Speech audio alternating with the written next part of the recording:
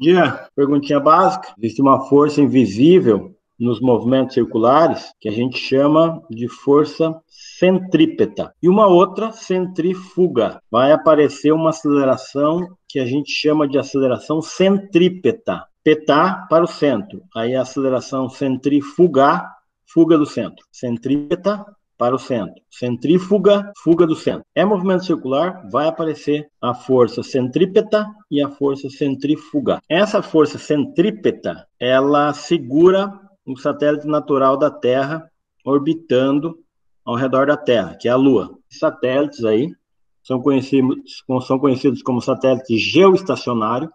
Eu já vou explicar o que significa isso. Então, esse satélite geoestacionário transmite as informações trocadas por aparelhos celulares a todo momento. Seu movimento é estudado e classificado em... Ele não é um movimento retilíneo uniforme. Ele não é um movimento retilíneo acelerado. É um movimento circular, porque é em forma de círculo, e é uniforme.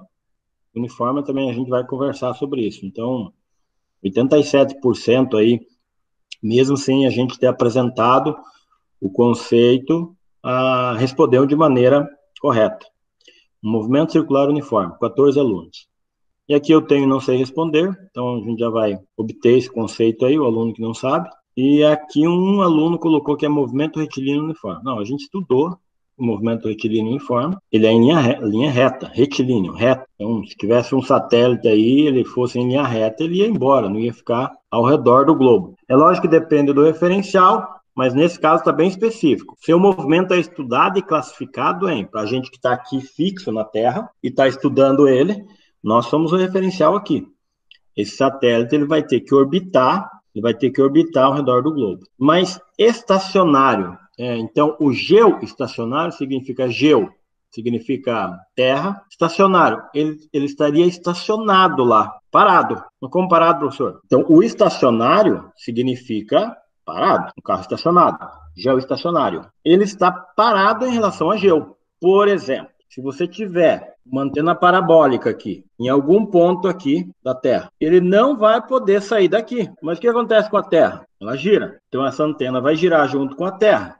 O que tem que acontecer com esse satélite? Ele tem que acompanhar o giro da Terra. Essa antena parabólica, ela vai ter que girar para acompanhar ele. Então, ele vai sempre estar na mesma posição aqui em relação à Terra. Sempre na mesma posição. Então, se a Terra girar 40 graus, o que vai ter que acontecer com esse satélite aqui para ficar na mesma posição? Girar 40 graus também. Então, se ela varre aqui 40 graus, se a Terra girar 40 graus, o que vai ter que acontecer com esse satélite? Vai ter que girar também o quê? 40 graus. A aproximadamente 1.666 km por hora. A velocidade do satélite também vai ter que ser de 1.666 km por hora. Pergunta do Enem. Tem que ser maior. Tem que ser maior. Se a Terra aqui tem um comprimento de circunferência, a parabólica vai acompanhar esse comprimento de circunferência, em vermelho que eu fiz da Terra. Então, aproximadamente 40 mil quilômetros é uma volta aqui na Terra. É uma volta ao redor do globo. Essa parabólica, em 24 horas, ela vai andar 40 mil quilômetros. Esse satélite aqui, com certeza, esse comprimento de circunferência que ele vai fazer, vai ser muito maior do que esses 40 mil quilômetros aí. Então, esses satélites geoestacionários vão estar sempre nessa mesma posição aí, varrendo uma área. Se eu apelidar um satélite A, satélite B, satélite C, o A vai varrer essa área aqui, que está colocado aqui. Esse B vai estar varrendo uma outra área aqui, e esse C vai estar varrendo uma outra área aqui. E aí, o que acontece? Existe uma força que prende esse satélite aí. Então, existe uma força chamada de força centrípeta. A Lua também. Tem uma Lua aí, a Lua está ao redor, e ela fica aí com uma força centrípeta. Movimento circular, a parte física vai aparecer uma aceleração centrípeta, e se tem uma aceleração centrípeta, vai aparecer uma força centrípeta. Aceleração centrípeta vai ter uma equação. Velocidade ao quadrado, velocidade do raio.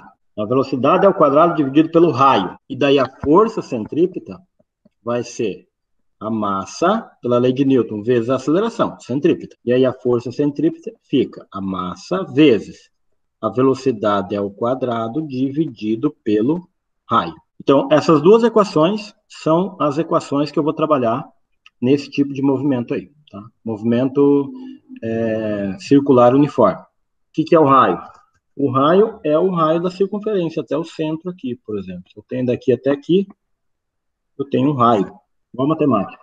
Raio da circunferência. Então, em um movimento circular uniforme, existe uma aceleração, a centrípeta. Não a aceleração normal lá, aquela que a gente já estudou, que a gente vai chamar de tangencial. A tangencial não existe, mas existe a centrípeta, mesmo sendo uniforme. A tangencial, se ele falar que é um movimento circular uniforme, a aceleração tangencial, que a gente vai chamar, que era aquela que a gente conhecia, e que ele vai dar o nome de tangencial, é igual a zero. Não existe aceleração tangencial em um movimento circular uniforme. Então, esse é o conteúdo que eu tinha que passar para vocês. Eu não tenho exemplo aqui, mas eu vou propor uns exercícios resolvidos e uma lista de exercícios para vocês sobre força centrípeta e aceleração centrípeta no movimento circular uniforme. Tudo bem?